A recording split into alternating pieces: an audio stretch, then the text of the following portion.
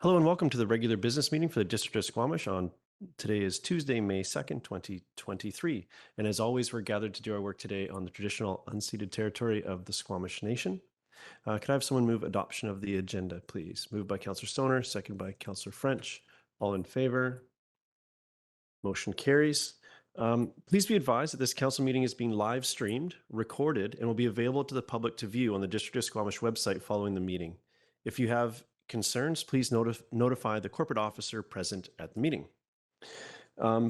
First order of business under delegations, we have a proclamation request for National Hospice Palliative Care Week for May 7 to 13. And I believe we have someone to speak to it. Yes. Yeah, please come forward and you can speak from the, and you have 5 minutes to address council.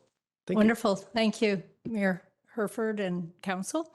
My name is Diana Gunstone, and this time I present before you on behalf of the Sea to Sky Hospice Society, whose mission in this corridor is to promote and provide compassionate care for those facing life-limiting illness, for those at end of life, and for their families in terms of bereavement support of a loved one.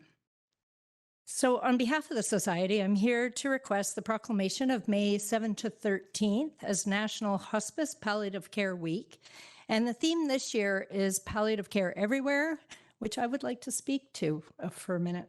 Palliative care is an approach that aims to alleviate the suffering of people facing a life-limiting illness. It can be provided in any setting, from hospice to long-term care to hospital and to home. Hence the theme for palliative care everywhere. Palliative care is person-centered care. That means in part that wherever a person is with a life-limiting illness, palliative care can be provided. If someone is facing significant health-related suffering because of a life-limiting illness, palliative care can help regardless of the setting of care, regardless of their illness or prognosis, and regardless of their postal code. Comprehensive and quality hospice palliative care provides support for every aspect of someone's life that is impacted by illness, and it includes respite for caregivers and loved ones. It includes mental health and spiritual support, and it ensures the best quality of life. It is holistic care to support the mind, the body, the soul, and the family when and where they need it most.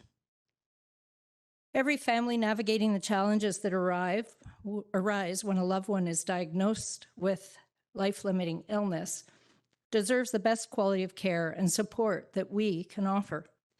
In hospice, at home, in long-term care, in the hospital, there are no limits to where someone can receive palliative care to meet their needs. So I would like to ask how you will support compassion, dignity, and care in our community this National Hospice Palliative Care Week. And I ask you to do your part to ensure that across the country, there is palliative care everywhere.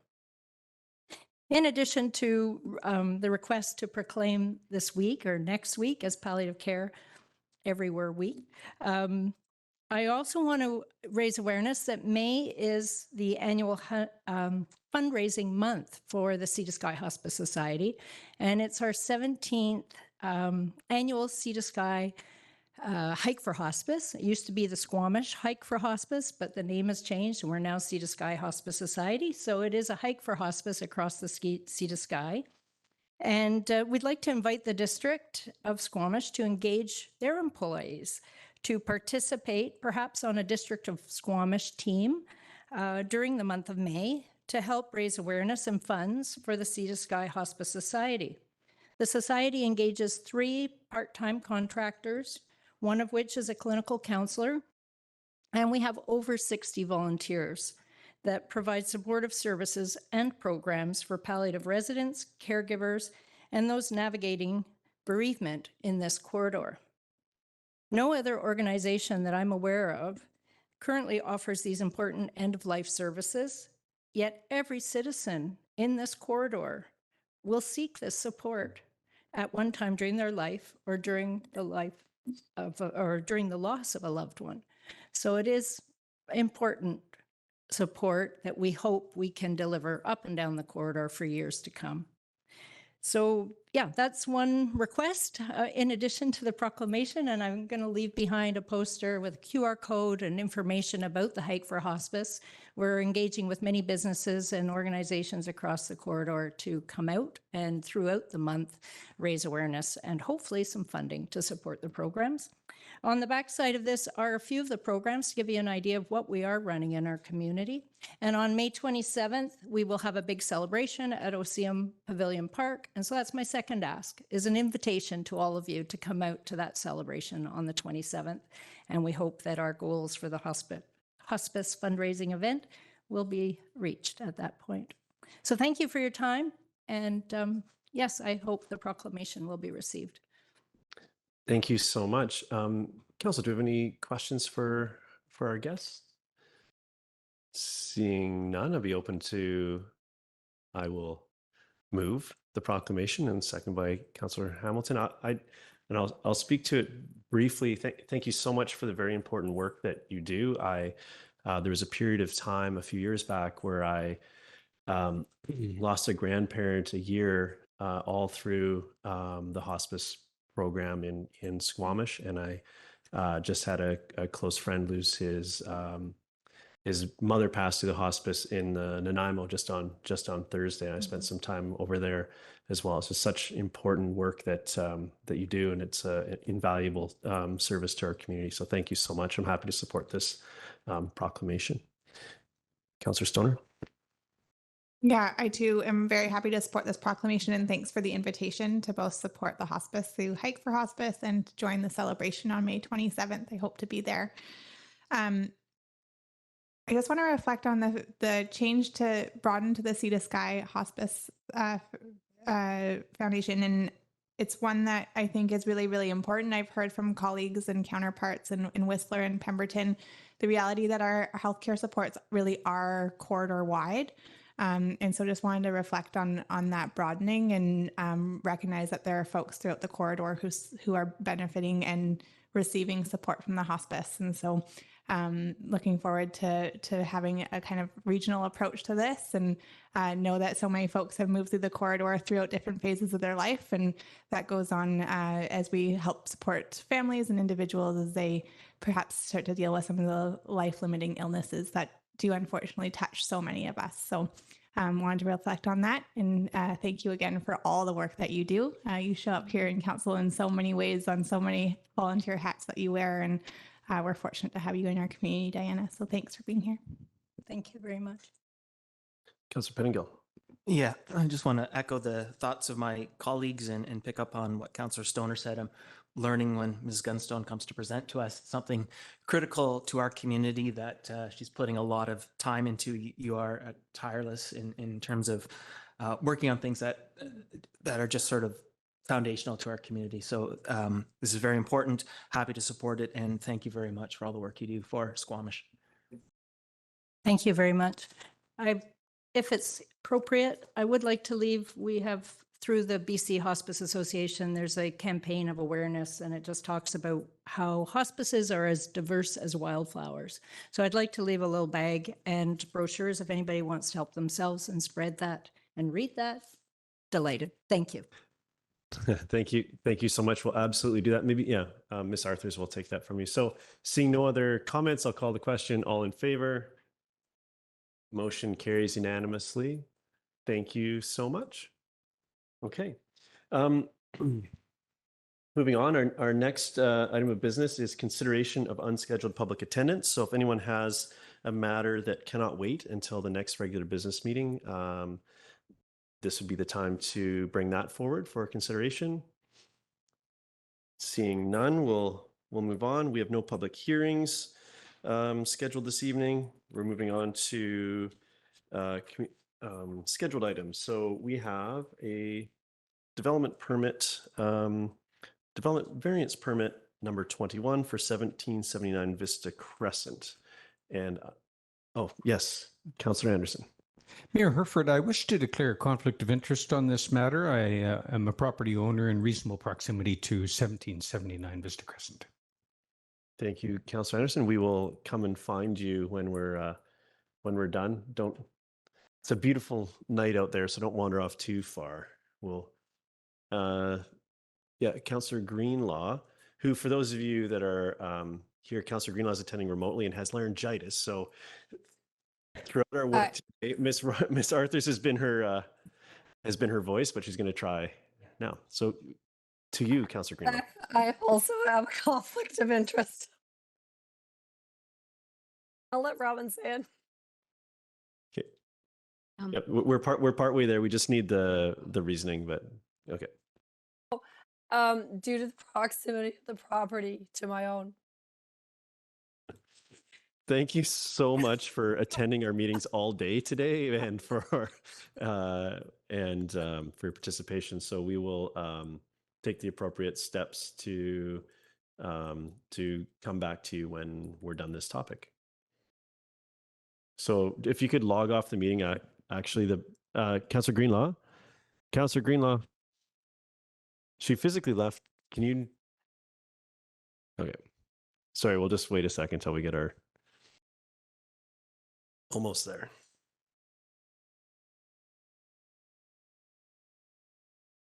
Can we?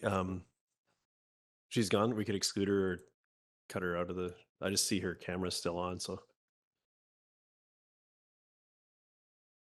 I just want to make sure we're on the right side. Oh, camera's off. So, Councillor Greenlaw, if you can hear us, we need you to log out of the meeting, and then we'll text you to when it's time to log back in when we're done this item. Oh, I was able to remove her. Okay. Bit of a false start there. I'll turn it over to staff to introduce yourself and the topic, please. Hello, Mayor and Council. My name is Trevor Witt. I'm a planner with the Community Planning Department. Today, I will be presenting DVP 21 at 1779 Vista Crescent, which is requesting 2 variances to the zoning bylaw. The subject property is located at the corner of Vista Crescent and Northridge Drive in the Hospital Hill neighborhood. This site is currently developed with the neighboring lot number 2, with a single detached home encroaching on the subject property, which is lot 1. The current development will be demolished to make room for 1 single detached home per lot. The variance requests are only for the corner lot, lot 1. The property is zoned RS1, residential 1, and the OCP land use designation is residential neighborhood. DVP 21 proposes to vary the exterior side setbacks to allow for the construction of a single detached home and an accessory garage building. The proposed home is 2 stories with a basement secondary suite, which fits with the character of the surrounding neighborhood. The project is in line with the OCP policy to support infill development in all neighborhoods. With the current zoning setbacks, there's only a width of 3.95 meters of buildable land, which is not feasible for a single detached home. The applicant is seeking 2 variances to the zoning bylaw. The first variances is for section 6.6A for the exterior side setback of the principal building from 4.57 meters to 3 meters. And the second variance is for section 4.4D for the exterior side setback of the accessory building from 4.57 meters to 2.14 meters. Staff are supportive of the variance request, as these variances would allow for the construction of a single detached home and a secondary suite rental unit. DVP 21 was posted to the district's development showcase, and a development sign was installed on the property. 1 public information meeting request was made, and no public information meeting was held. Variance notices were sent to residents within 100 meters of the property as per legislative requirements. 2 letters have been received with concerns about too much density changing the character of the neighborhood, and to receive more information on the project. Staff recommend that the District of Squamish authorize the issuance of DVP 21 as presented for the property at 1779 Vista Crescent. subject to registration of a covenant, which would secure electric energy sources for the heating of the building and hot water, and committing to no gas fireplaces or cooking appliances, as well as the removal of the existing building on the adjacent Lot 2 prior to building permit issuance, and covering the cost of temporarily relocating the bus stop that's in front of Lot 1 during construction. Staff also recommend that the District of Squamish approve the variances presented to the exterior side setbacks for the principal building and the accessory building, and that the mayor and corporate officer be authorized to execute DVP 21. Alternatively, council could not authorize the development variance permit or refer the development back to staff. Thank you for listening, and I welcome any questions and comments. Thank you. And council, questions for staff. And before we get into that, we will have opportunity to hear from the public after council has questions answered from staff. So we're all working with the same information, and then we'll go to the public. I have a bit of a blurb to read about that, but we'll start with council questions, and then we'll go there. Questions? Yeah, Councillor Pingo. And I hope I'm not misunderstanding the proposal, but are we setting ourselves up for when it comes time to redevelop Lot 2, we'll be asked to vary side setbacks that will start impacting neighbors? Or, and is that the sort of thing we can consider now or should consider now? These setback variances will just be to facilitate the construction of the building on Lot 2 and will not affect any other developments in the neighborhood. Through the mayor. Oh, Yes, go just ahead. to clarify, I believe the concern is that the neighboring lot is the concern that there might be variances for the adjacent lot. And I believe that that particular lot will be able to achieve a single family home without variances because it's an interior side setback. So the concern here is it's on a corner lot and the exterior side setback is the concern. Thank you for that clarity. Does that address your concern, Councillor? Okay. Council, any other questions? Oh, go ahead. Go ahead, Councillor Stoner. Thank you. Sorry, exterior side setbacks always make my mind go a little bit wonky. In the staff report, it says there's a 5.7 meter right of way between the lot line and the road along Northridge, and therefore this building will maintain an 8.7 meter setback from the road.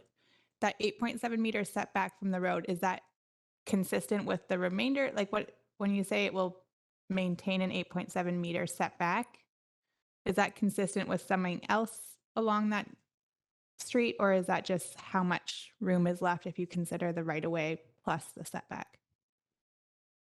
Through the mayor, that is just the distance between the house and the road.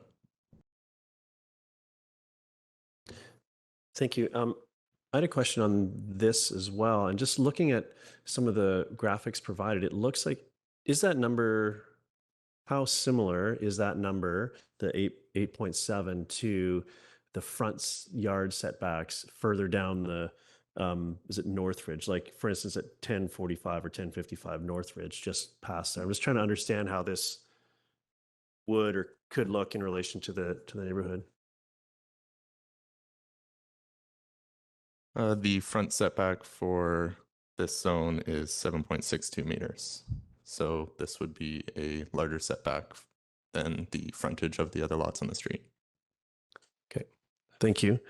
And those lots on, I get that this is a corner piece and that's where it gets really complicated. But on Northridge, I believe we dealt in our zoning bylaw on these smaller lots, we had some adjustments to make them buildable. I get that this one wasn't part of that. That's why we're having this discussion. But how, with where we're sort of being asked to land with this, how does that compare with those other lots?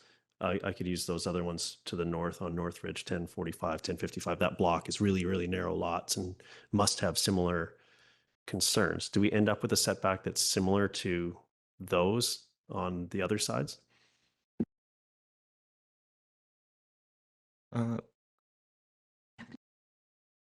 That's okay.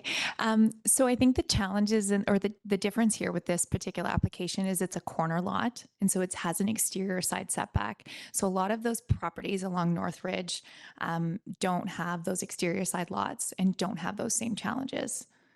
So that's why lot 1 would actually comply without a variance and be able to build a single family home, where this particular one on the corner can't because of the exterior side setback. Okay, so then the interior on the other side, like, is that a similar setback to the rest of the neighborhood on the back part of the property and on the other side? I understand the exterior side setback is what we're discussing and varying, but are we landing in essentially the same spot? It just feels a bit strange because of the corner nature and that exterior side setback aspect. Yeah, so to confirm, the interior side setback for this zone is 1.52 meters. And that is, that's consistent throughout that whole neighborhood. Okay. Yeah. Thank you. In the comments, it said that there was letters received asking for information, which feels like was that information provided? Did it trigger correspondence, or it just felt like that description may not have captured the whole context of what was happening. Could you expand upon that? Yes, the drawings were uploaded to the development showcase, and at some point there was a glitch with the development showcase, and so they were re-uploaded after the letter was given to us. Okay, thank you. Council, any further questions before we go to the public for comment? Oh, yeah, go ahead, Councilor Peniel. I just want to clarify, just we've been using lot 1. In the diagrams I have, it looks like the proposal is for lot 1, which is on the outside along Northridge, and lot 2 is on the interior. Is that correct? And lot 2 is not proposed for development. It's lot 1. Is that? This subject property is lot 1 on the corner lot, and both will have a single family home. Yeah, and my understanding there was that because that lot, the other lot we're not discussing with the variances, isn't a corner lot, doesn't need the variances to achieve. So, okay, seeing no other questions from council at this point, I'm going to go to the public, and I have a bit of a blurb to read, so bear with me before we get there. So for development permit number 21 for 1779 Vista Crescent, the proponent and members of the public will be given the opportunity to be heard electronically or in person with respect to the proposed variances to District of Squamish zoning bylaw number 2200/2011. There are 2 proposed variances to the zoning bylaw, and the proposed variances are outlined in the staff report. Members of the public are reminded that you may only speak to the variances during this process. The purpose of the proposed variances to section 6.6A, exterior side setback for principal building, is from 4.57 meters to 3 meters, and section 4.4, exterior side setback for accessory building, is from 4.57 meters to 2.14 meters. All speakers will be given a maximum of 5 minutes to address council. I will first call on speakers participating in person. Please raise your hand and wait to be recognized. For all speakers, please approach the podium and start your remarks by clearly stating your name and neighborhood. Details to participate via telephone or on the WebEx platform are displayed, or will be shortly, displayed on screen for those who have logged in from a computer or are watching the live stream of the meeting and are included on the district website. If you're participating by phone and wish to be added to the speakers list, please press *3 on your telephone to raise your hand. If you are participating via the WebEx platform and your name is, add your name to the speakers list by opening the participant panel and clicking on the hand icon. Please note that when it's your turn to speak, you'll receive a voice prompt via telephone or a dialog box via WebEx. Please commence your remarks by clearly stating your name and neighborhood. If you experience technical difficulties, please use the chat function to send the host a message or email hearing@squamish.ca.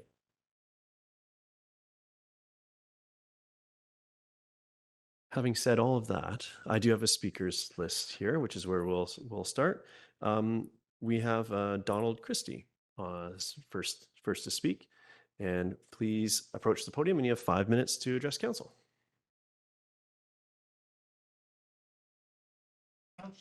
Oh, 1 second. Oh, there we go. We're good. We just want to get the microphone. Nope. One more, Julie. I need some Okay. education here, obviously. That's okay. You are all good to go. Take it away. This particular exception was raised, I guess, 6 years ago, and it was rejected. They wanted to build 3 houses, so they sold one. Now they got 2 lots, and they still want the same setback. I mean, if this is anything short of a condo, there's plenty of room for a single dwelling on 2 lots. The concern, as far as we are, if it's 2 stories, and I heard there's going to be a basement suite as well. Now, I would assume the basement suite is going to be underground. So we're looking at 2 stories above the ground. That's quite acceptable in our area. I think all of the houses, with the exception of the one that is going to be torn down, they're all 2-story. So my only concern is I think we need a guarantee that they're not going to get a setback, develop a house, and then say, well, now we got enough room to develop the other lot. It's something doesn't make sense here unless they're planning on going into farming on a grand scale. There's a lot of land there. There's about 60 some odd feet in width. And I'm assuming, are they going to be using 33-foot width? Or do we know what the dimensions of the building are? So during this process, what we do is we'll listen to your comments, and then council will pick up the points that they would like to hear more about from staff. So we'll see if we can get your questions answered. So I would, if you have a list, I would go through them, and then we'll go through a few speakers, and we'll give council an opportunity to sort of pick at the threads that they feel are pertinent, and we'll see what we can do to get some clarity on the areas where there isn't any at this point. So if you have any other pieces, I'd say just keep going, and then we'll see what we can collectively pick up and get answered for you. Well, the dimension of the house isn't mentioned. All that's mentioned is 2 lots, and they want an extension on the setback, or a reduction on the setback. To me, that doesn't make sense. If you're going to put up one house, it's either going to be an awful huge house, or the intent is to get it approved, because it was rejected about 6 years ago, and then we'll deal with the second lot. And I don't think that is fair ball. Okay, thank you. We'll hear from other members of the public, and we'll come back to council. We'll ask some questions of council, and we'll see what we can get answered for you from that. And these are opportunities to provide submission, not to get necessarily the dialogue going with staff, but we can pick up those pieces as council. That's our role. So thank you very much for the opportunity. Thank you very much for bringing your concerns to us here tonight. I know this room is sometimes can be an intimidating space, so I appreciate it when people can come in and see us. Is there anyone? That is my speakers list. Is there someone else who would like to speak to it? Please approach the podium and start by stating your name and neighborhood. Thank you. Have 5 minutes to address council. Okay, my name is Lauren Baldwin, and I live immediately adjacent to the existing dwelling in Lot 2. I did tell you my name next door. That's enough, right? Got your points? Okay. So thank you, Mayor and Council, for the opportunity to talk tonight. I've been in the neighborhood for 13 years and immediately next door for 7. And in those 7 years, the lot or the 2 lots have changed hands 3 times. And each of the successive owners have tried to do something with that lot to develop it into 2 homes. And it's always been, or the way it's always been described to me, and also when I followed up with planning, is that it's not possible because the side setback is too great. So my first question is, what has changed in that time? Because these current owners have not been there for a really long time. I'm trying to remember what year the OCP was, but it wasn't, the change was not super recent.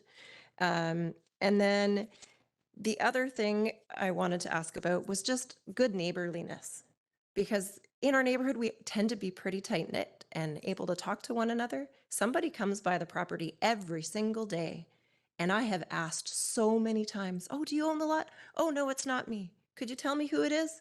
Nothing. Or I get, oh, I don't know who it is, or it's somebody's dad. And I just would love to know who our neighbor is so that we can have neighborly conversations about, we're planning to do this stuff along the fence line. Can we have a conversation? Or am I suddenly going to wake up one day and there's a brand new fence blocking all the light for the garden? I don't know. And the track record has not been positive because the new landowner took over, did all this work to maintain the fruit trees that had been kind of left the previous year or 2. And then right before the fruit was ripened on a Saturday morning, bright and early, up shows the tree chipper and every tree is raised. And the guys that are working say, oh, it's going to be redeveloped.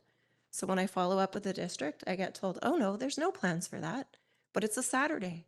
And back then we didn't have bylaw working the way they are now on Saturday. So we couldn't even verify whether it was okay to take all those mature trees.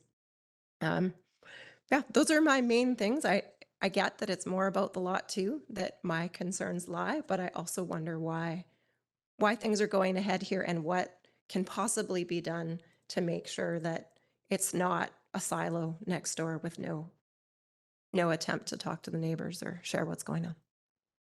Okay, thank you for your submission. Thank you. Do we have anyone online? I'll just check with staff there before I go back to the audience. Thank you, Mayor Herford. There's nobody online. Thank you. Is there anyone? Yeah, I suspected as much. Please, and your name, start with your name and your neighborhood, and you have 5 minutes to address council. Hi. We'll try to, sorry, just one other little comment would be, we're trying to speak to the specific variances that are being asked. I know sometimes it's hard, and I find it challenging in this role as well to challenge my my conversation sometimes to the specifics, but that's where we're looking specifically for feedback on today. Okay. Hi, my name is Diana Hartig. I live on 1045 Northwich Drive, so right next to the property. My biggest concern is how does the new development fit into the neighborhood?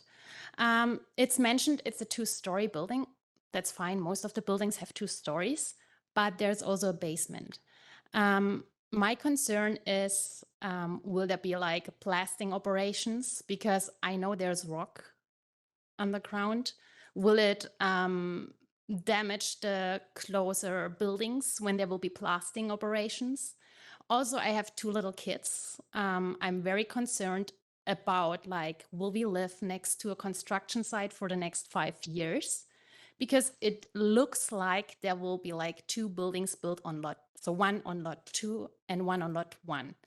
And so for me, that's like a time period of maybe 5 years of construction, noise, hazards, dust, everything that's included with it. And it's a neighborhood with lots of families that have little children.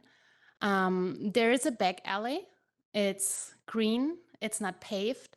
And all the neighbors, the kids, use it as a recreation area. So my concern is when there's all the construction going on, will it be blocked? Will there be waste storage? Will there be toilets? Will there be dust, noise? Will it be dangerous for my children to be there, for us to be there? There is still a building on that property, and I heard it will be demolished in order to proceed with everything. I know it's the oldest building in the neighborhood, so there is asbestos in it, what I guess. I'm concerned about health hazards when they will take it down. And also as the previous speaker mentioned, there has been no communication with us. So we could never really know who to talk to. Like, it would be nice to know like a number, a name, an address, or somebody to talk to when things come up, like during the construction, or if something goes wrong. There hasn't been any attempts to say hi to the neighbors. And that is my biggest concern. Like, it's okay to build something. We need new housing. It's just like, be just neighborly, communicate. And we are not weird neighbors that don't want to have new people here or whatever. It's just like, say hi, introduce yourself. And it gives us a bad taste in the mouth. You know, I have a weird feeling what their plans are. Are they good, or is it just to make profit? Like, it just seems with the basement and 2 stories, it doesn't seem to be like all the other buildings in the neighborhood. For me, it looks like profit-making building or 2. So I guess on the other lot, there will be another similar building with like a basement and 2 stories too. And as I mentioned, it's a family-friendly neighborhood. And we like to talk to each other and say hi. So yeah, that's my concern. Thanks. Thank you. Council, I saw your hand, and we'll go around council, and then if someone would like to add an additional comment, we'll invite that. Council, did you hear any questions come up for you from our submissions here this evening? I'll go Councillor Hamilton, then French. Sorry, is it specifically respecting the public attendance, or is it? It can be anything, but Great. the idea is with these, as we do rounds of just for everybody in attendance, it might trigger something. And Yep, that's exactly what happened. It triggered, but it's a question for staff. The existing house on lot on 1779, currently lot 2, is that conforming to the existing side setbacks, or is that legal non-conforming? Because it looks like that is currently closer than 1.5 meters to the property line. Yes, it's legally non-conforming. So if in the likely event that something is constructed on lot 2, that would be further. The neighbor would have more distance to the house. Through the matter, yes, they will be conforming to the current zoning bylaw. thank you for that, Councillor French. And then Councillor Stoner, did I see your hand? Okay, then you're after Councillor French. Thanks, Mayor. I have just pulled up through the development showcase the details that are posted online in the development showcase. And when I've looked at the development showcase previously at stuff, it's often quite detailed and includes things like landscape plans and architectural drawings. And here, all I see is a lot layout. So was there ever a time when landscape and architectural drawings were on the development showcase, or is this that I'm looking at now, the lot diagram, the only thing that's been on the showcase? So through the mayor, to clarify, this is a single family home variance. And so we do not require any architectural plans or landscape drawings for these types of applications. And that's probably why this doesn't look like most of the other applications that you see. And what you see on the development showcase has been what has been provided throughout the project. Okay, so I'll try and creatively find a way to phrase this next thought as a question. Our package that the councillors see, which is also available for viewing through the District of Squamish website, includes architectural drawings that give details like the the height of the building that's proposed, the width, the length, all those details that we were asked about earlier that a resident couldn't find. So could you confirm for us that all those details, like building height, width of the home, the length of the home, are publicly available and can be viewed through the district website? Through the mayor, yes, those are all on the development showcase.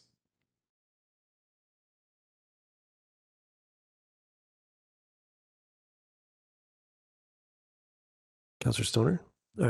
Councillor French, you're okay for now? Okay, 30, sorry, Councillor Stoner. Sorry, I almost said the number that I'm thinking. Oh, good. Thank you. Through the chair, just a few points of clarification. Can staff just provide me some historical context as to when these lots were subdivided and when the building that's on there was currently built or when it was built? Through the mayor, this is the original lot size that was in the 70s, and I believe this is the original home that was on the lot. And so the change that has happened is that we've changed our setbacks over time, or the required setbacks over time, which has since made development on lot 1 basically infeasible.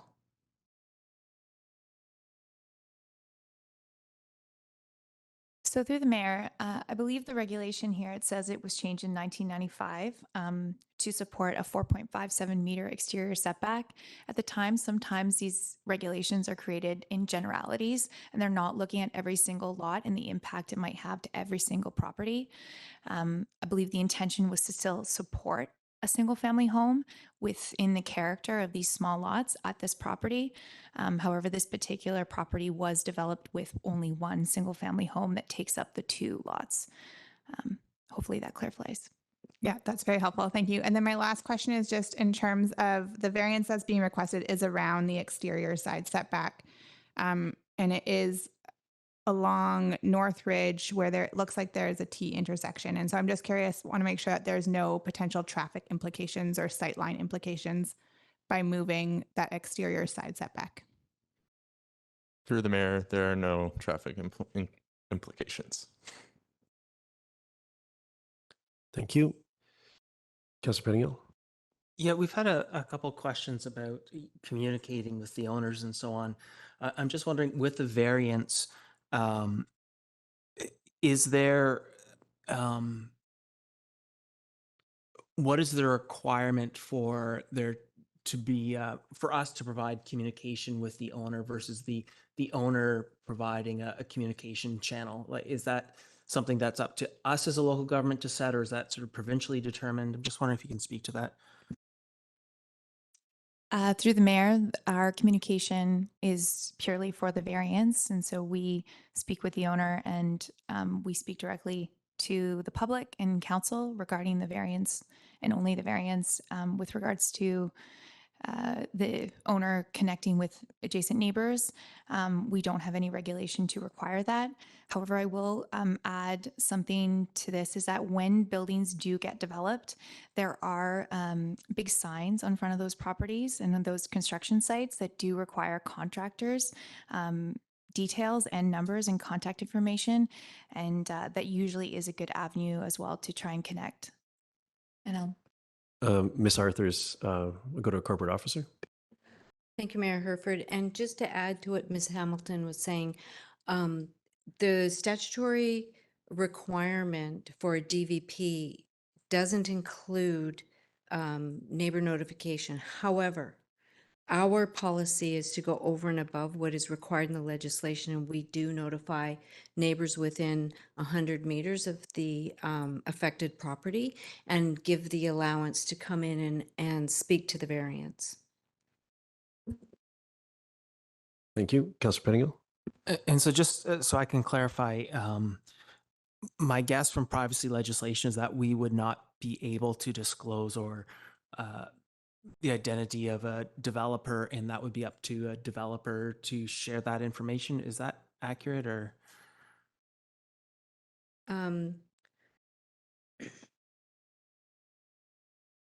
So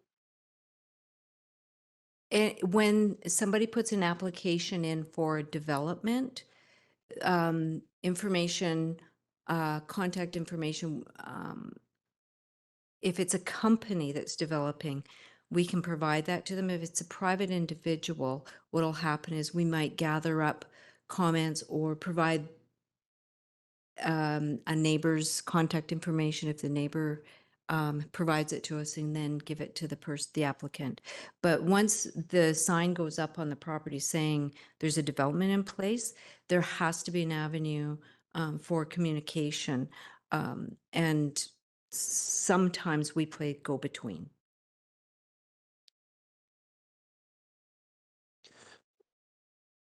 Thank you. Actually, I'll go to you first, Councillor Hamilton. Then I noticed in the presentation that there was a request for public information for a public information meeting, but no public information meeting was held. Is that is there any requirement to hold the public information meeting, or is how is that? How is there a request and then no meeting? So through the mayor, our public information meeting policy is that once we receive over 10 meeting requests, then we are required to hold a meeting. We also hold meetings for very large rezoning projects or very large development projects. But that's the threshold. thank you. I'm going from the drawings, and I want to make sure I'm reading them correctly. I'm looking at the width of the building. That's one of the questions to understand the size of this. I understand that there's not a height variance or required, so it's within the limits. From the drawings that I see, the first floors are 5.48 meters, or roughly 18 feet. Am I reading that correctly? This isn't I know a little bit about a lot of things, but I just want to make sure that we're getting the right numbers in place. Through the mayor, the width of the building is 5.48 meters. Okay, thank you. There was some concern, and I think through development throughout the community around sort of the deconstruction piece, and which bylaws would apply to that. I know that's not directly related to the variance here, but I think it is a very real concern for members of our community. So I don't know who's best positioned to sort of speak to the generals around that deconstruction aspect. Certainly, I can answer some of those questions. So when we have a demolition permit, they will have to make an application for a demolition permit. If there is asbestos in the building, they do have to follow specific procedures to ensure that that is contained and dealt with appropriately. So there shouldn't be any exposure, or any of those concerns would be addressed. We also have noise bylaws, which would require construction at only certain periods of time during the day and during the weekends as well. We also have a construction management plan. So whenever you do have construction on a building, you have to work with our engineering department around where you use our road right-of-ways to use for construction purposes. So to address the laneway concern, because that laneway isn't built out, it's not designed to accommodate construction access, and likely is not something our engineering department would support as a construction access. Okay, thank you very much. I feel our rounds of questions have been addressed here, so I'll go back to the public and see if anyone else would like to provide comment. I'm just going to quickly check online and see. I'm getting a no, so thank you, Ms. Baldwin. Go ahead. You've got. There, and now I've lost it. Yeah, I just wanted to clarify on the question about asking for more information. It was because there was nothing on the website. It came back and there has been correspondence, which I'm grateful for. I did ask about what would happen on the existing lot, and it wasn't really clear until I came into the office on Friday to get more information. And the existing home is on lot 1 and 2. And I see that what's proposed is that the demolition has to happen before something happens on lot 1, the corner lot. And that it's going to be part of the proposed covenant in order to get this variance. So just understanding that, it seems very much like lot 1 and 2 are part of what's on the table here in this conversation because they're both being referred to in the restrictive covenant. So I just wanted to point that that's what my reasoning sees. And then the demolition, does it require the signage like a construction permit does, or does it just happen that one day the house next door gets taken down? I'll invite, I feel like there's a quick answer for this one. So I'll just ask, could you speak to the signage piece on the demolition bylaw? To my best knowledge, I believe the signages are all required for all types of building permits, which demolition permit is a building permit. Yeah. Thank you. And the signage there on the building permit side does have does require direct contact number for the entity doing the work or overseeing that work being done. So there might be an into your neighborly discussion. If our neighbor wants to answer questions, right? It might just be whoever's doing the work, and that's as far as it goes. But I appreciate the efforts to try and help with that. I'm sorry, I'm not doing well at thinking in front of the mic here. I had another question and I can't remember what it was. Yeah. It's okay. You can take a deep breath. You haven't used your 5 minutes yet if you'd like to regroup, but I will see if anyone else would like to venture any additional comments or then we can come back to you, but I feel like, oh, okay. You're searching. Mr. Christie, I think what is proposed, there's nothing wrong with the development. There's everything wrong with the setback. Because what the setback does, it in effect makes the lot 1 2-point-something meters wider. Okay, I mean, you don't move a line towards the road unless it's going to impact something on your lot. So it's going to be a much larger lot. Or they're going to move the house over so the second lot meets the distance between two houses, which right now I think is supposed to be 10 feet, whatever that is in meters. I would like to see the motion. Number 1, reject the setback and with a guarantee that only lot 1 is going to be developed. And that lot 2, which is going to be demolished, will be green space. And there's a lot of good reasons why you would want a green space. You're looking at a reduction in bees, butterflies, you name it. My neighbor is, quite a, well, what do you call it? Gardener, I guess. I don't know, probably another name. But yeah, I was quite surprised when I saw the exact same thing coming forward when there was 3 lots and now there's 2 lots. So you don't move a line to make a lot smaller. You move it to make the lot bigger, or so the 2 lots will have the required separation.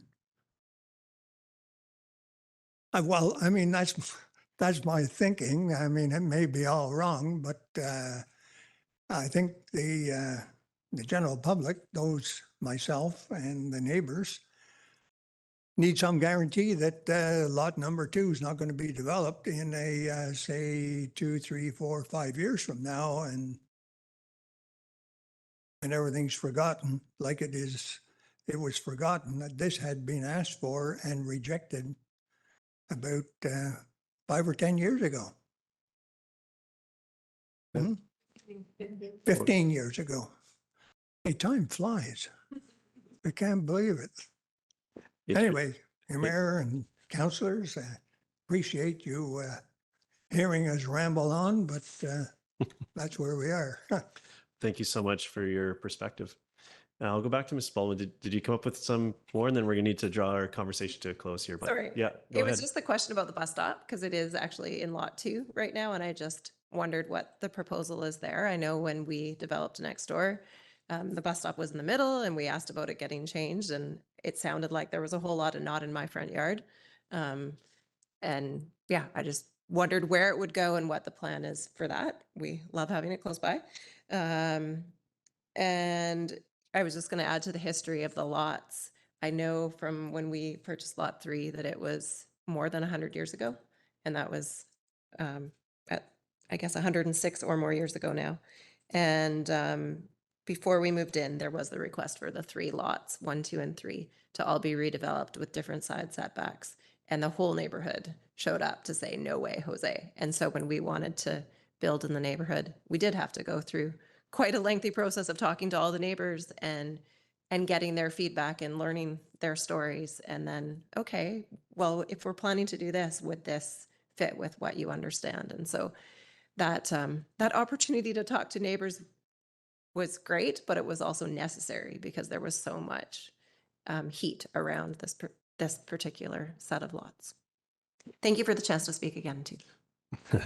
Thank you for coming in and giving your perspective. Okay, so I'll just double check. We're not missing anyone online, and I think everyone in chambers has had opportunities. So, Council, any further questions here before? Oh, sorry. Yeah, go ahead, Councilor Pettigan.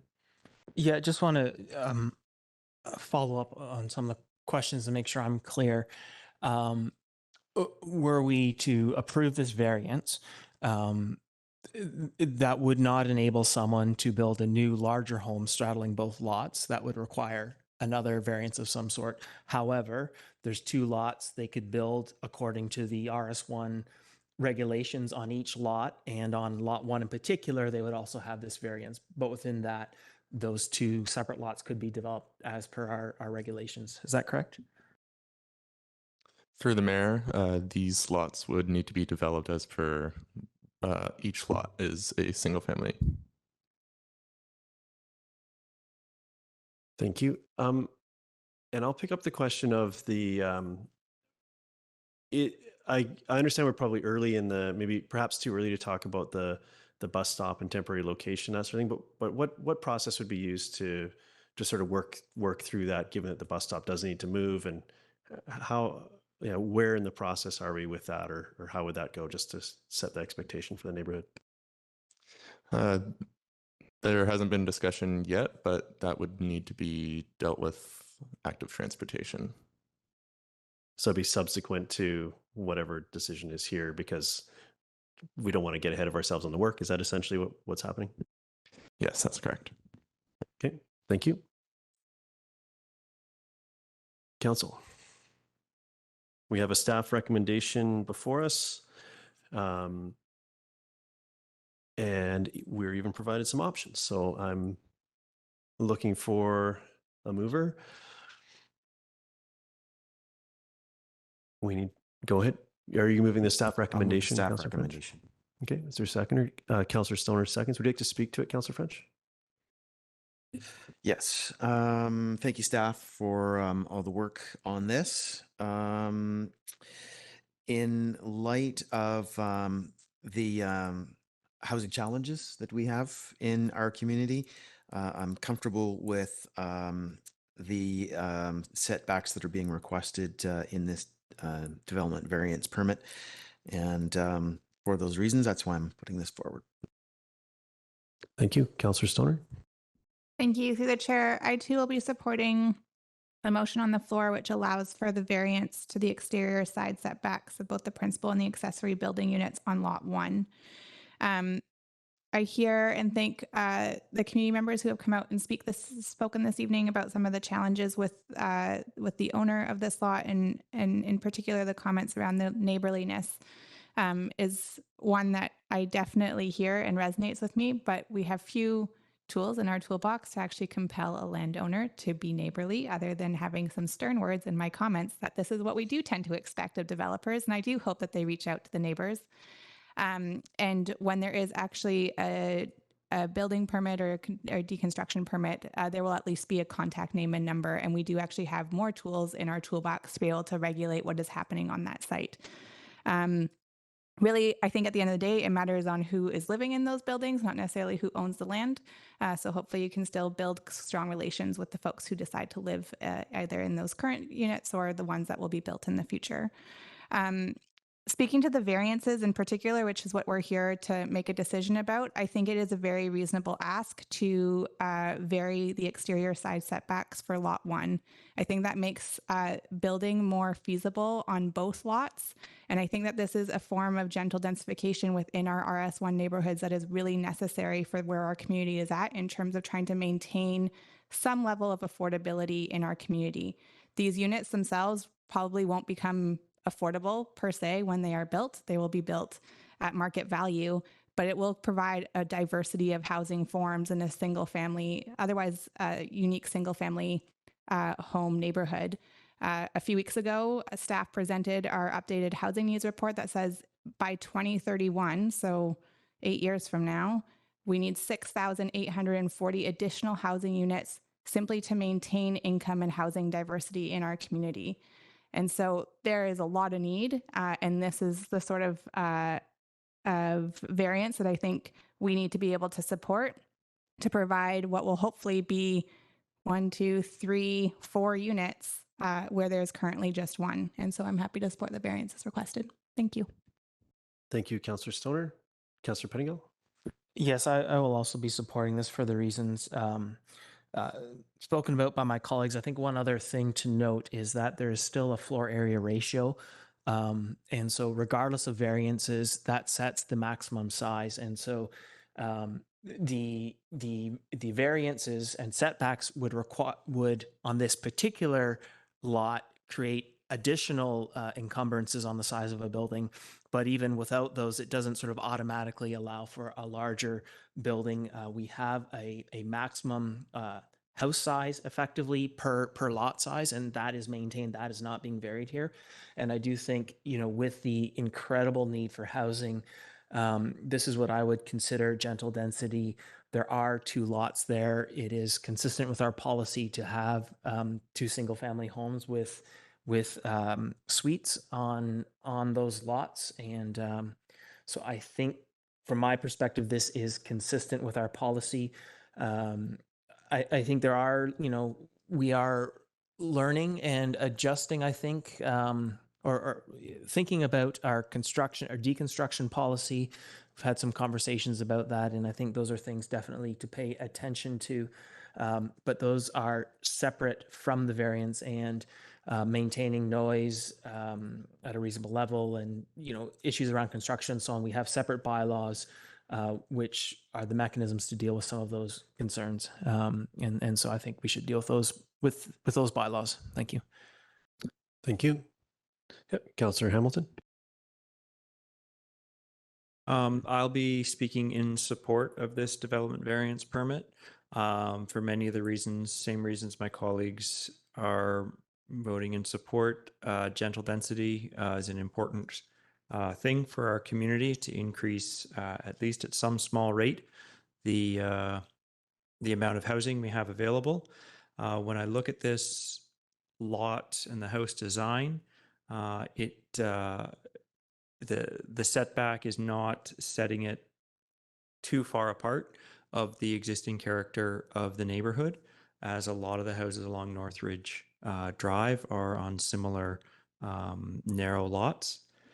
So I sincerely hope that the neighborliness does improve. That is something that's really important, but unfortunately something that can't actually be mandated in a meaningful way. So I sincerely hope that if the neighbors do find that the construction is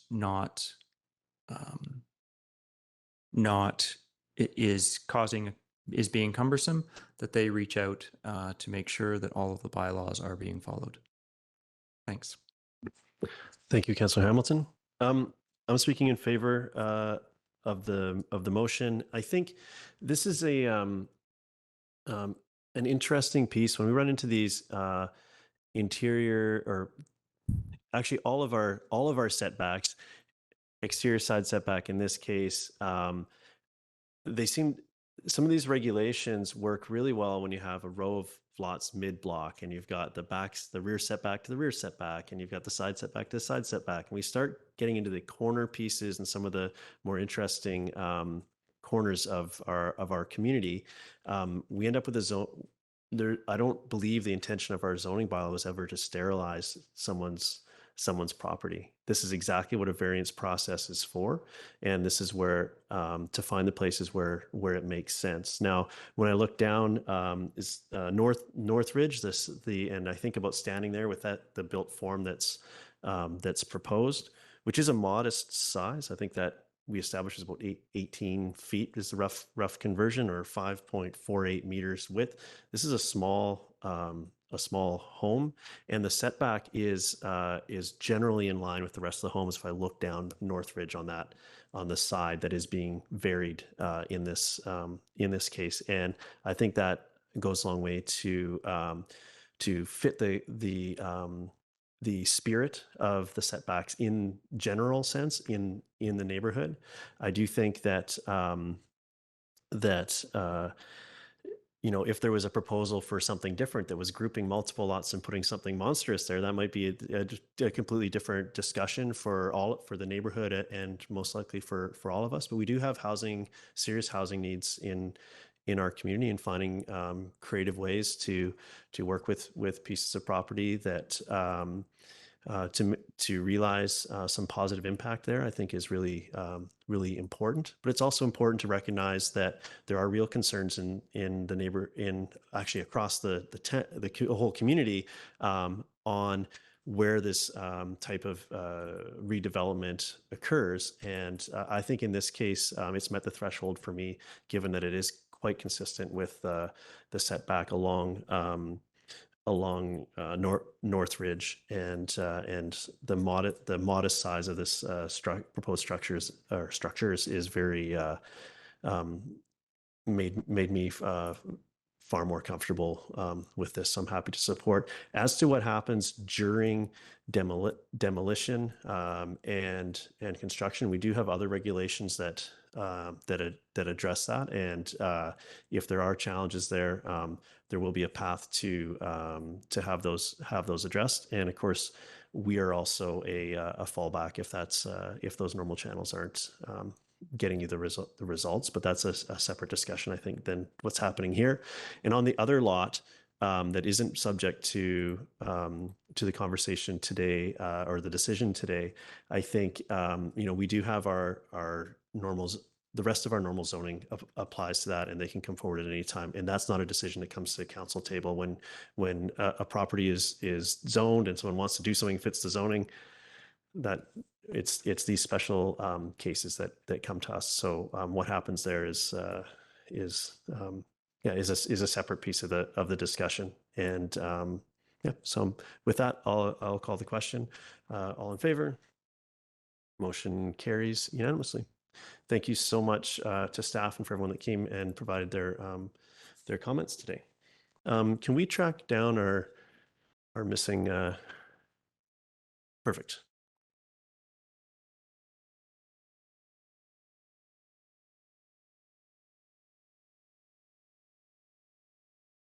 So, Council,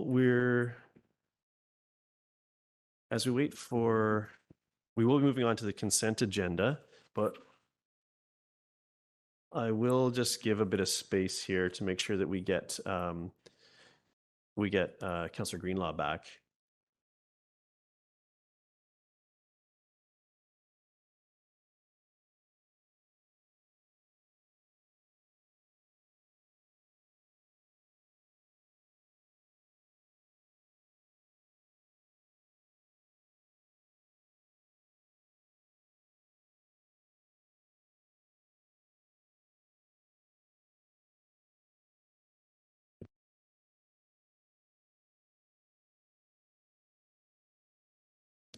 Well, as we wait for Councillor Greenlaw, we do have quorum and there's not a ton of correspondence, which is usually where the conversation happens. So let's sort of press on with the consent agenda.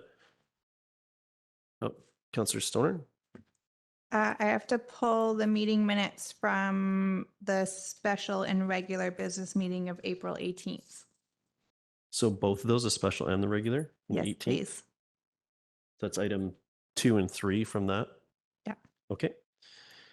Sounds good. We'll deal with those in the appropriate spot. Councillor French? Move the consent agenda with those two excluded. Okay, I'll second that. All in favor? Motion carries unanimously.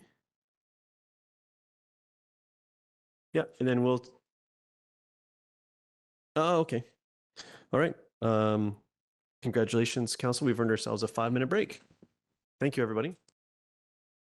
Okay, we are back, and we had some technical difficulties getting. Oh wow, Councillor Greenlaw is here, and I think the technical difficulties might have been the complications of having you participate from a moon of Jupiter or wherever you are. But thank you for good to see you again, and we are now on to bylaws, and we're looking for first 3 readings for District of Squamish 2023 property tax rate bylaw number 2960 2023, and I will turn it over to staff.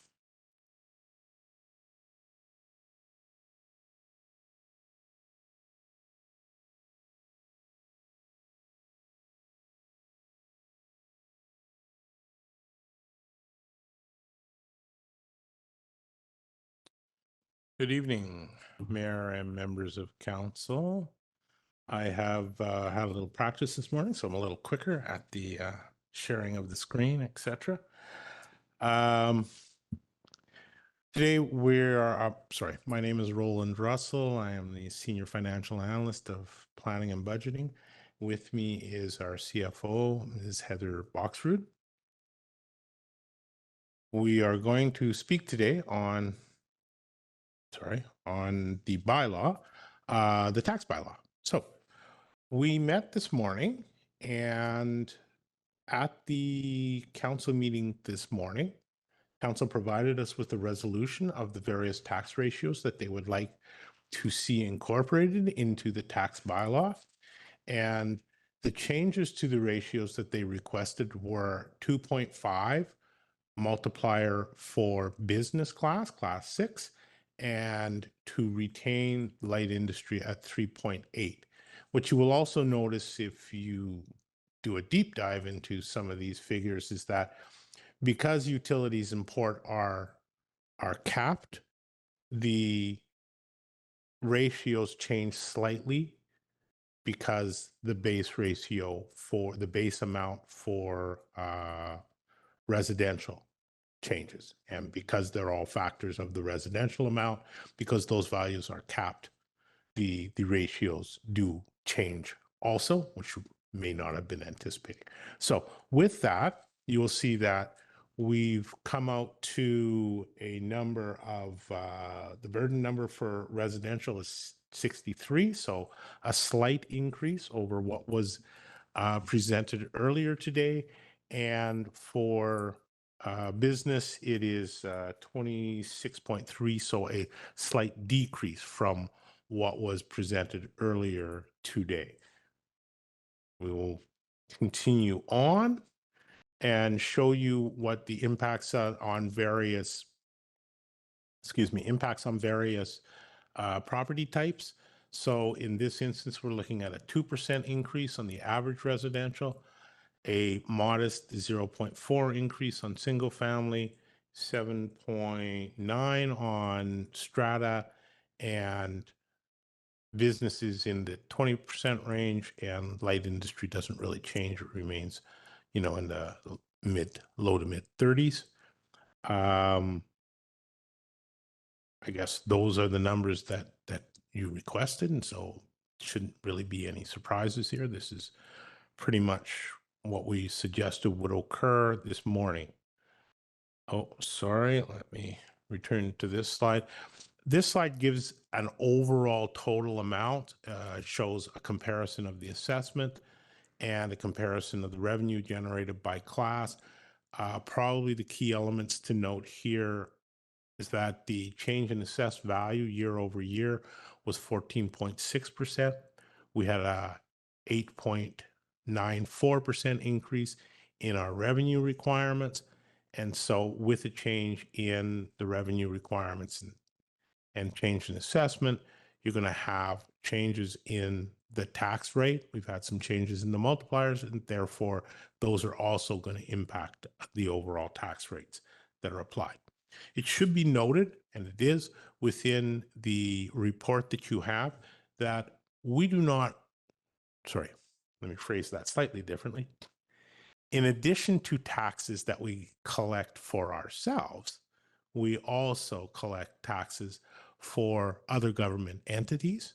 So we want to show you here is this municipal taxes collected graph. And as you can see, clearly almost 2/3 of the taxes collected are municipal taxes, but the second largest portion is for school tax.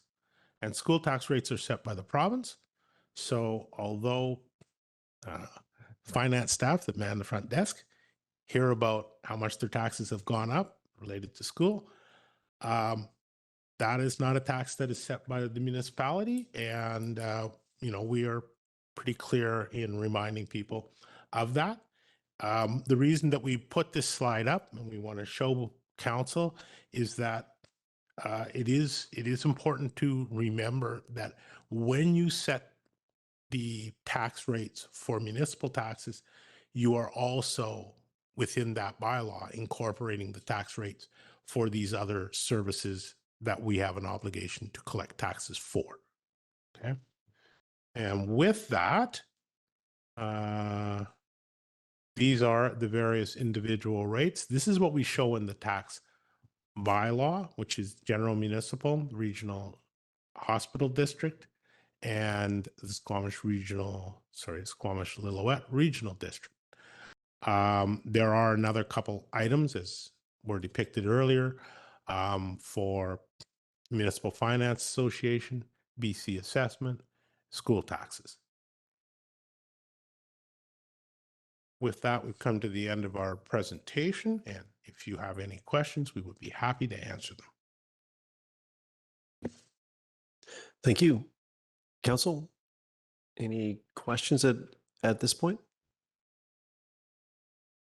Okay, then we're looking for the recommendation is first three readings. If someone's ready to move that, Councillor Hamilton moves, Councillor French seconds. Would you like to speak to it, Councillor Hamilton? Go ahead. Yeah, thanks.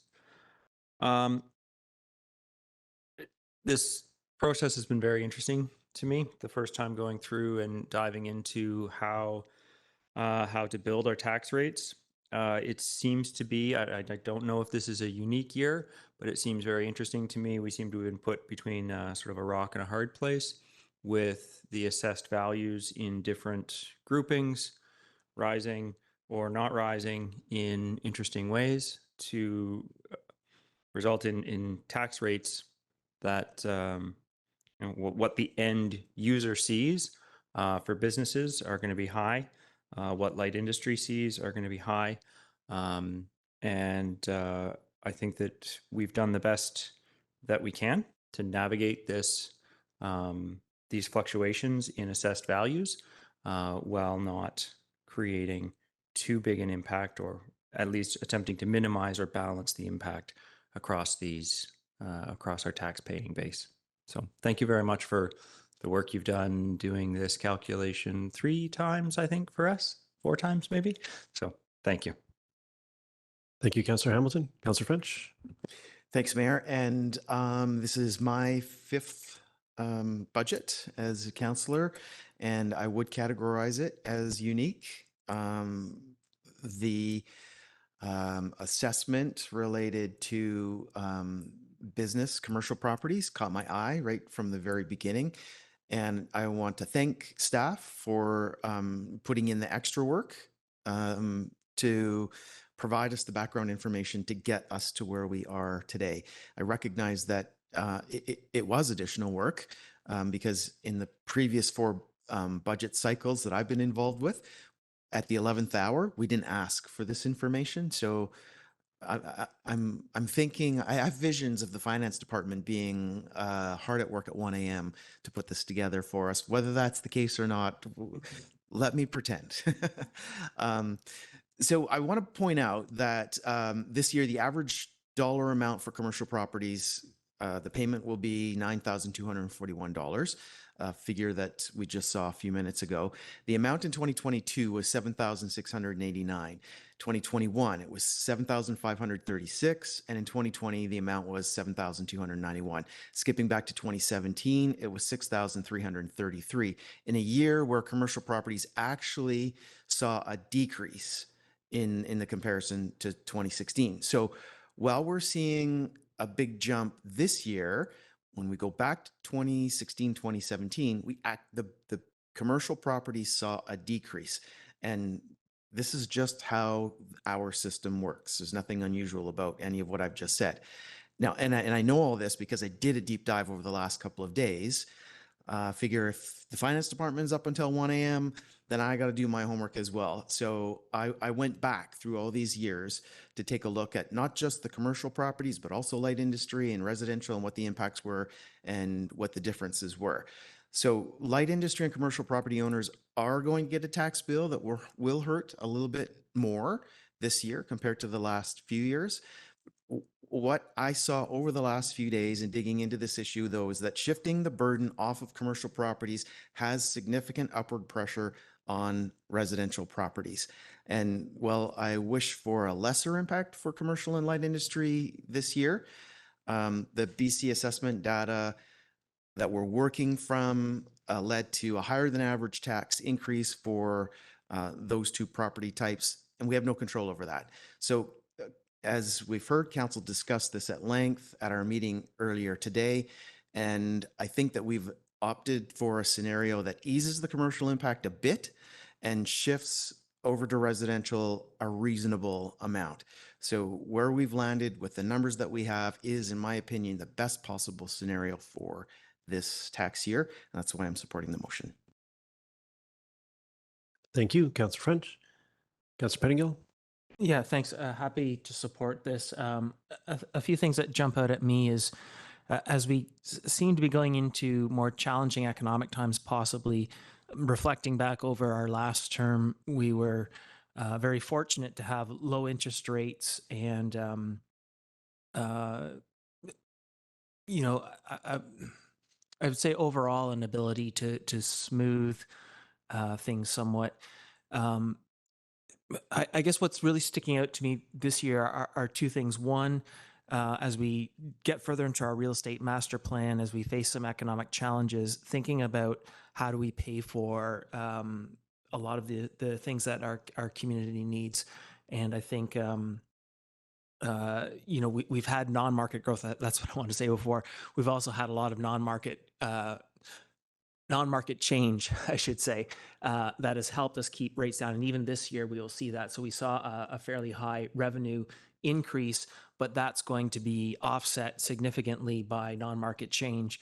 We may not see that in future years going forward. And so I think it's important to realize that we have been very lucky, and it may be time to start thinking about tightening our belts a little more than we've had to in the past, and double that given some of the demands for new infrastructure. The other piece I think that strikes me a little more this year is some of the challenges with the property tax mechanism. You know, with federal and provincial tax, if your income goes down, so does your taxes. But that doesn't happen with what we have to use, our only tool, which is property tax. And so if your income goes up or down, it doesn't matter. Your property taxes are going to do whatever BC assessment says. And that makes it very challenging for people, citizens in the community, but as community leaders trying to set tax rates in a fair way, it's a really, really crude tool to try and do that. And so I think we've done the best that we can, but it reminds me of the importance to continue some of the advocacy work to search out, I would say, more equitable taxation mechanisms. Thank you. Thank you. Any other comments on this? I'll say that I was really hesitant around this piece, and I'm still not particularly excited about the shifting of and the smoothing of the tax increase to business by by having residential pick up that piece. I do recognize that the numbers before the changes that we did today did jump off the page to me as a concern and did represent a big jump.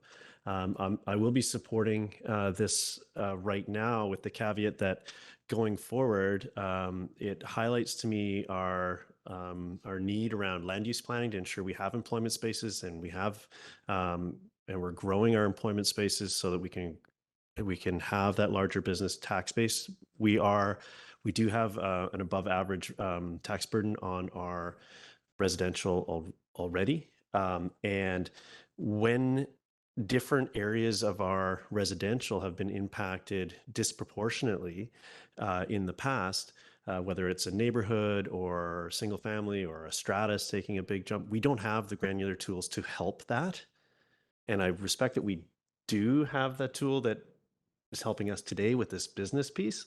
However, as we start to claw that back to where we were and smooth back the other way over the next year, I would like to, next time we're having this discussion, we've gone as far as I'm comfortable going with the percentage of burden to the homeowners in our community. So, but I understand and I appreciate the reasoned discussion we've had today from my council colleagues, and I'm happy to support at this point in time.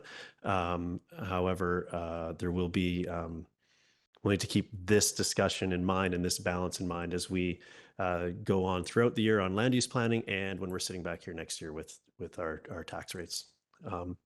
So with that, I'll call the question. All in favor? Motion carries. Thank you so much. And now we're on to adoption. And in general, we don't have a presentation for any of this. Do you have anything to add to any of these adoption items here, staff? No, we're seeing some head shakings. Councillor Stoner, sorry, you had your hand first. Are you moving the? We do the one at a time. Adoption of District of Squamish 2023-2027 5-year financial plan, bylaw number 2941-2022 amendment, spring bylaw number 2962-2023. Thank you, and seconded by Councillor French. All in favor? Motion carries. And on these, I'm going to assume there's no comments. So if there are, you're going to have to wave your hand. Okay, moving on. Next up is the District of Squamish Alternative Municipal Tax Collection Scheme Bylaw number 2966-2023. Moved by Councillor Pettingill, seconded by Councillor Hamilton. All in favor? Motion carries. Thank you. Next up, we have District of Squamish Sewer Rates and Regulation Bylaw 404-1972, Amendment Bylaw number 2969-2023. Moved by Councillor French, second by Councillor Anderson. All in favor? Motion carries. Next up is the District of Squamish Solid Waste Utility Regulation Bylaw 2547-2017, Amendment Bylaw number 2968-2023. Moved by Councillor Pettingill, second by Councillor Hamilton. All in favor? Motion carries. Thank you. District of Squamish Water Rates Regulation and Water Extension Bylaw number 676-1980, Amendment Bylaw 2967-2023. Moved by Councillor Hamilton, second by Councillor French. All in favor? Motion carries. Thank you, Council. We got through those. We have no staff reports today. We have no late agenda items. Thank you so much to our wonderful finance staff for guiding us through that. We have no staff reports. We had no late agenda items. We have no correspondence with action requested. We have no correspondence referred from the consent agenda. We do have a couple items. Approval of minutes referred from the consent agenda. It was Councillor Stoner. Let's go back through my notes here. And from the consent agenda, you pulled special business meeting April 18th, 2023, and the regular on the same date. Would you like to speak to those? Yeah, I did flag this, and they have actually been corrected in the online version of our agenda, but they didn't get a chance to get printed off. And so I just wanted to highlight for council that I requested that the minutes from the special business meeting and the regular business meeting from April 18th showed that I left the meeting at 6:50. So I wasn't there for the end of the special business meeting and that last part of that discussion. It has been amended. And so I think we can just move receipt. No. Receipt is corrected, noting that you were absent at the end. So move receipt as corrected to show that Councillor Stoner was absent from 6:50 p.m. onwards. Thank you, Councillor. I'll second that. And thank you for that catch. And that affected both. Sorry, that affected both meetings, even though I just seconded it. But yeah, because we recessed the special to go into the regular, and then you went in to finish the special after the regular. thank you for that journey back in time. I do remember that. Thank you very much. And yeah, and good catch. Thank you. So with that, I'll call the question. All in favor? Motion carries unanimously. Thank you. Any business arising from the minutes? None. Committee minutes reports? None. Council, any notice of motion? Seeing none. We have, sorry, I'm turning the page.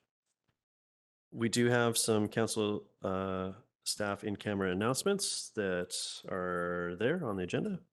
For those that wish to see those, we have no unscheduled public attendance. Open question period. I don't feel like we have any. No one's waving their hands for that.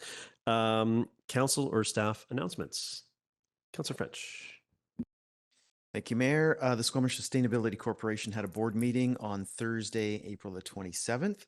I'm the council representative sitting on that board, so I'll share a quick update from the meeting. The board appointed Director Kate Mulligan as the board chair. Director Tim Hoskins was appointed vice chair, and Director Kirby Young is now the treasurer. We heard a report from the auditor regarding the 2022 financial statement and then reviewed the proposed 2023 budget. The budget was approved, and Director Kate Mulligan shared that the renovation of the Adventure Center is on schedule, and the building is to reopen on Monday, May the 8th. Thank you. Thank you. May the 8th. Looking forward to seeing that. Yeah, Councillor Stoner.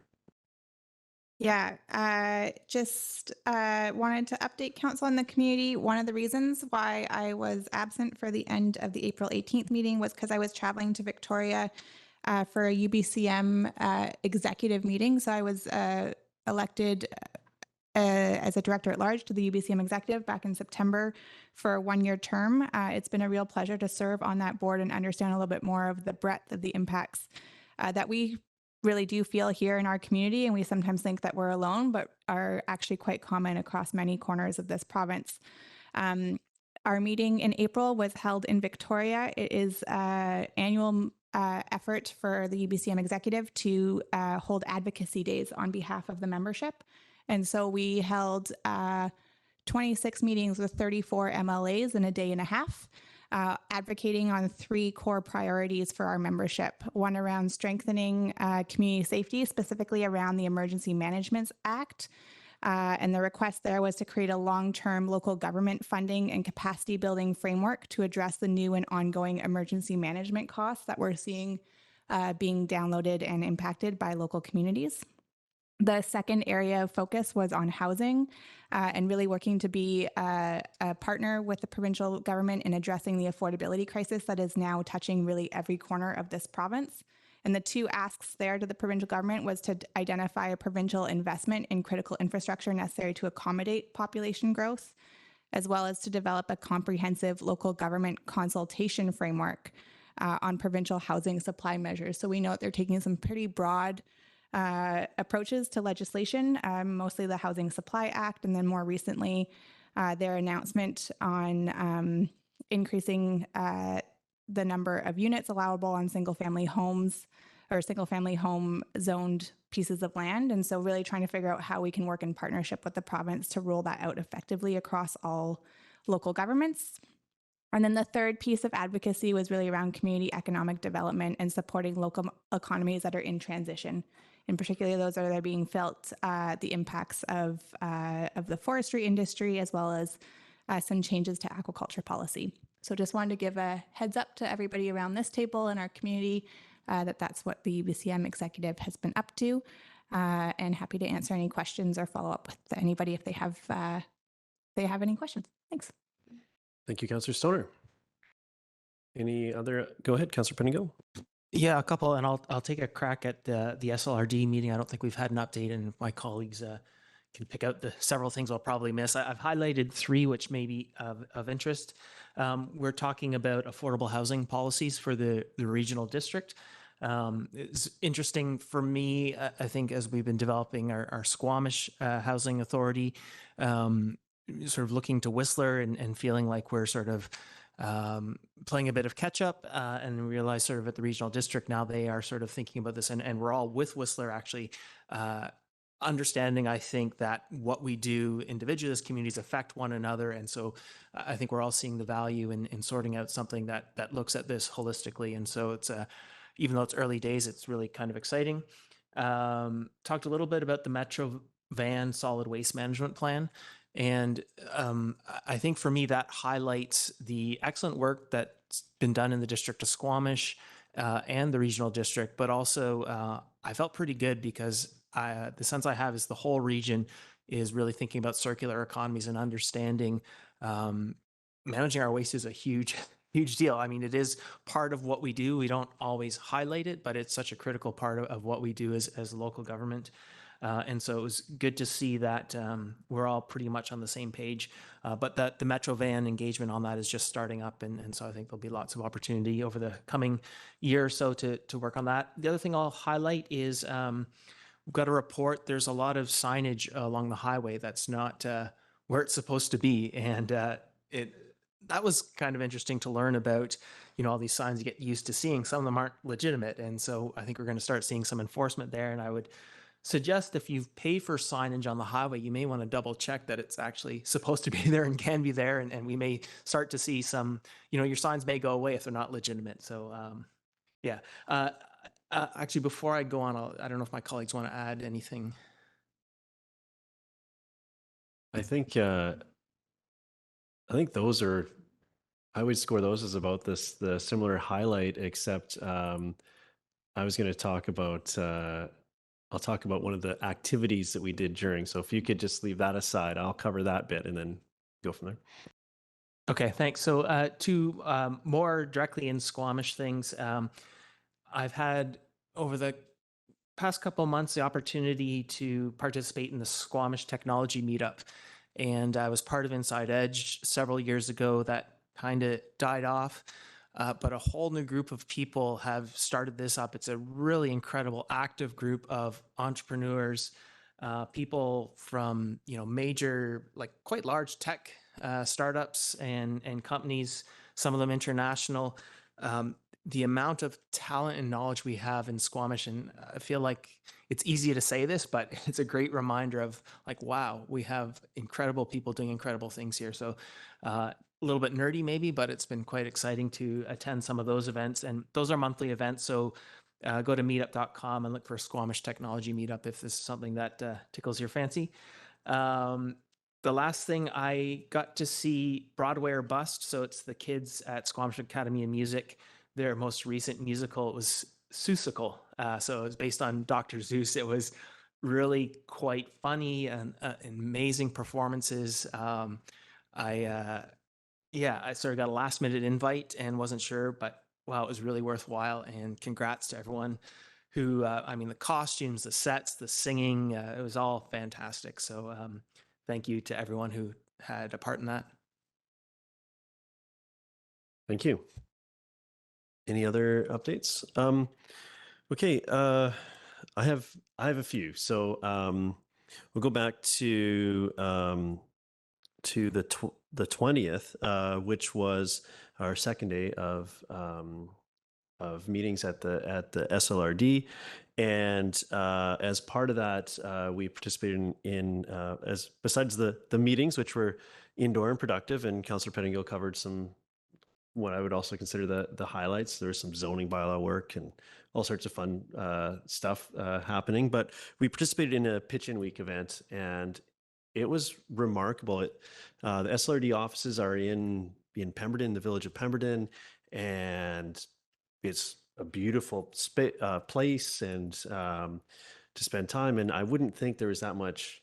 You wouldn't think there's much trash around the place. And we, in probably like half an hour, maybe everybody, all the staff, SLRD staff and elected officials, sort of ran out and with their garbage bags, just seeing what we could do, and it was remarkable. People, almost everybody, came back with a bag full, and not just like a little what used to be a grocery bag. We don't even do those anymore, but a proper big garbage bag full. Almost everybody. And really highlighted the need to do events such as that and look after our communities, even in places that appear to be clean and pristine. It was I won't even get into the assortment of things that we found along the way, but it was quite the journey. And happy to sort of be out there with everybody, and thank you to everybody that participated in pitch-in week events throughout the corridor. Actually, and that night, we had the Squamish Youth Council first annual, possibly, Bears Den event. So I know that some folks here attended. It was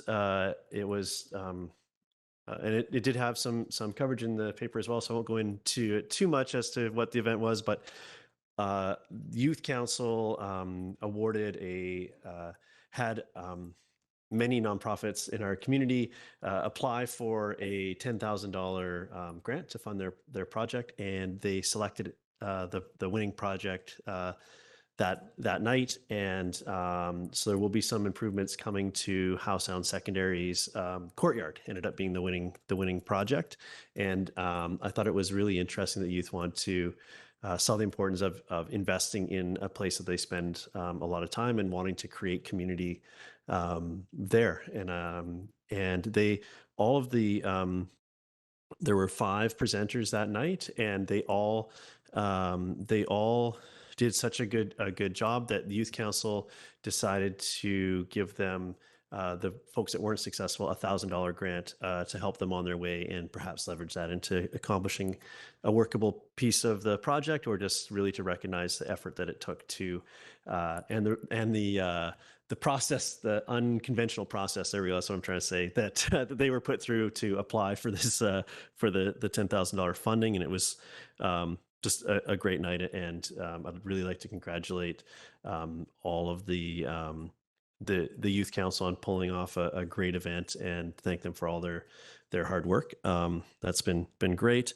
The 21st was Howe Sound Community Forum, which is around the UCUPSM Howe Sound Biosphere. So meetings in over in Gibson's, and it was really nice to see folks coming together. And when we mentioned earlier with the regional district and how important a regional context is, with the biosphere, it's really project is really proven already to be a great way to bring everyone together around a collective interest, which is the health and well-being of the Howe Sound region. So we don't often interact with folks from the Sunshine Coast or necessarily from Metro. So it was nice to see everybody there and to work together on some collective goals.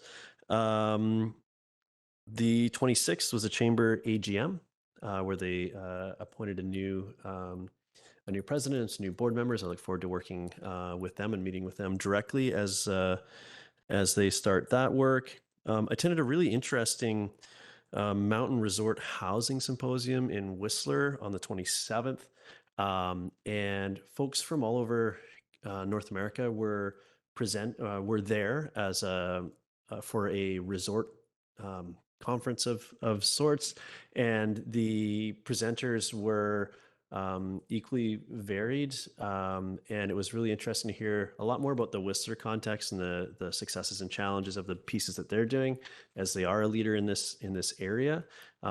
But gaps exist and lessons to be learned. We also heard from Mayor Al Green from Sun Peaks, and an extremely small municipality tackling these extremely large affordable housing challenges. And that was really interesting. And in particular, there was a speaker from, his name was George, from Vail, the city of Vail, not Vail Resorts. And they went in, of course, it's the United States, totally different context, but we often hear as we're tackling affordable housing that we don't have the tools that we need to address it.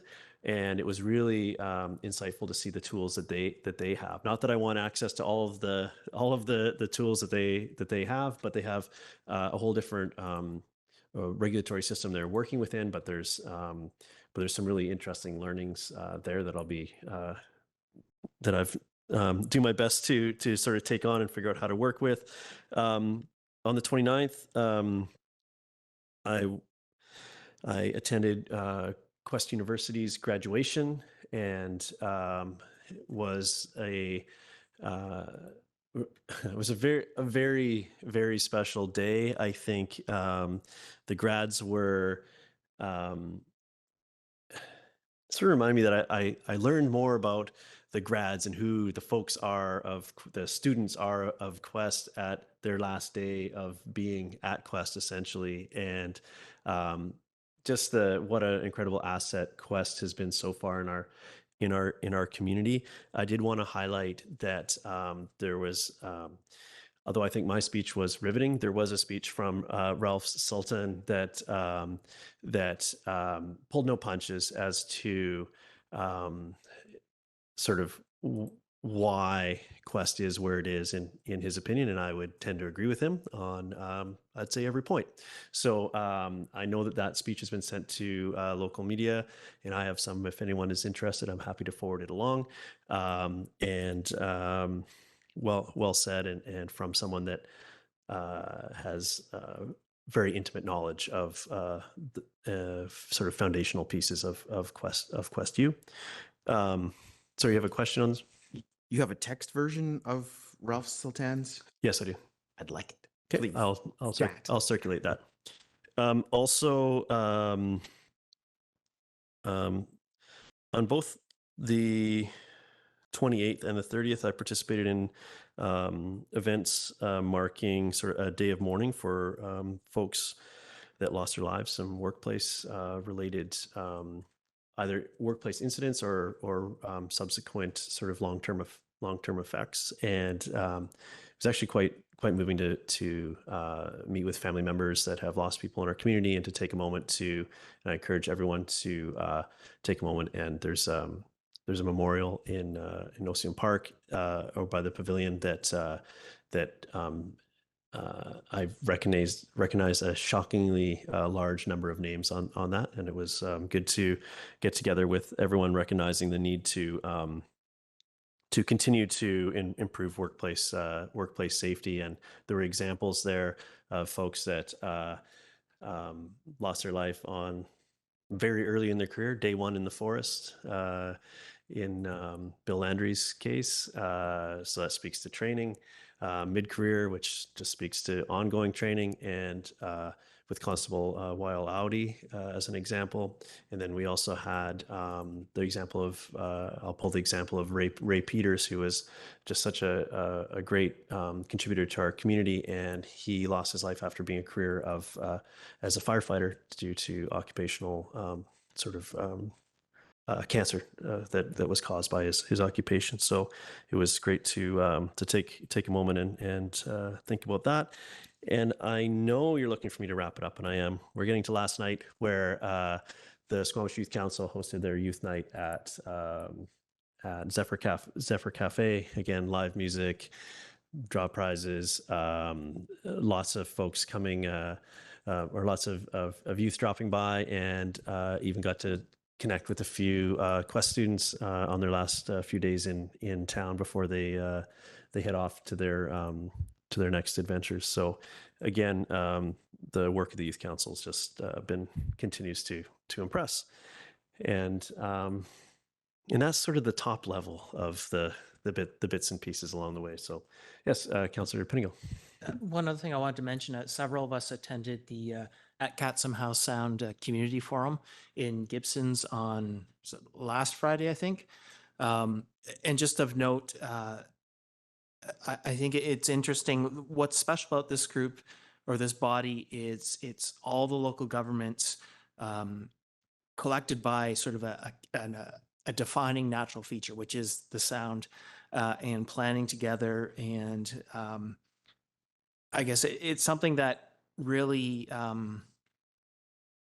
think it attaches me more than some of the other meetings we have to the place we are, and focuses on the importance of working together. And so it's a great place to collaborate with our neighbors, learn what everyone is doing, and just always a really important event, and was glad to be there.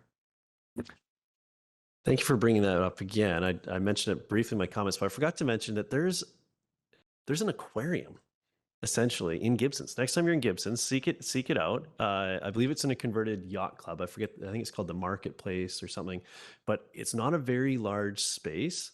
It's remarkable what they have in there. And I was completely surprised. And when I think about aquarium spaces, I think Vancouver Aquarium and just how big it has to be, but it really reminded me that you can do really incredible things with very modest space. I thought it was really, really interesting. So if you're over there, I know there's a long list of things to do, but there's actually a really cool facility there where we were hosted, which I think is called the Marketplace, but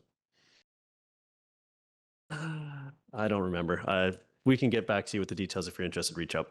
Okay, I won't go. Thank you for indulging the lengthy update. I don't see any other. Yeah, go ahead. I was fully anticipating someone else would mention this, and even though it's late, I want to make sure it gets squeezed in. On Friday, the Green Party announced its candidate for the next provincial election and held an event in Squamish, and Jeremy Villaret was announced as the candidate for the Green Party in the next provincial election, and that's the only candidate we have at this point for our riding. The election's a little ways off, so maybe no surprise that he's the only one so far in the race. But nonetheless, I thought that event was worth mentioning. And I thought I was done, but you jarred my memory. How about Jamie Lynn Horth? So our local MMA fighter made her UFC debut on Saturday, and fought up a weight class to get a fight and won.